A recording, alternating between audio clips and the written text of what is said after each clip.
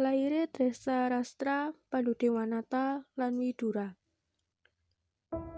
Sawise Sentanu seda, Tata Ngastina kaasta dening Citranggada, putra pembarepe Sentanu saka Dewi Durgandini.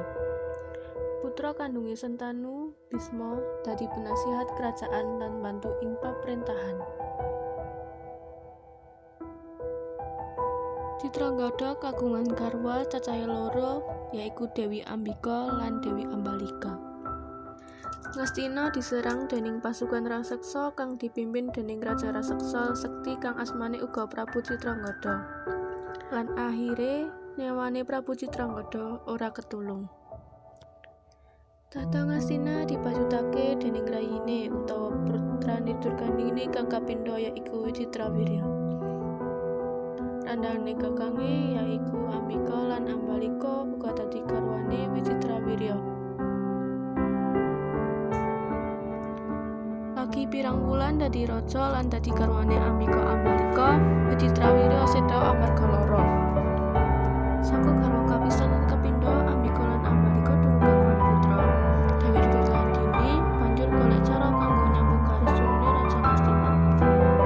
Durgandini ndhawuhi putra saka garwa kapisane Palasara yaiku Abiyasa supaya dadi raja. Abiyasa uga didhawuhi ngarwa kaliyan Dewi Ambika lan Dewi Ambalika.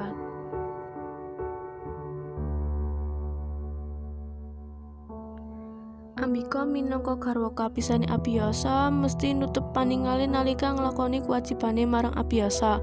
Jalaran iku putrane lair kanthi wuta kang dijenengi Drestarastra.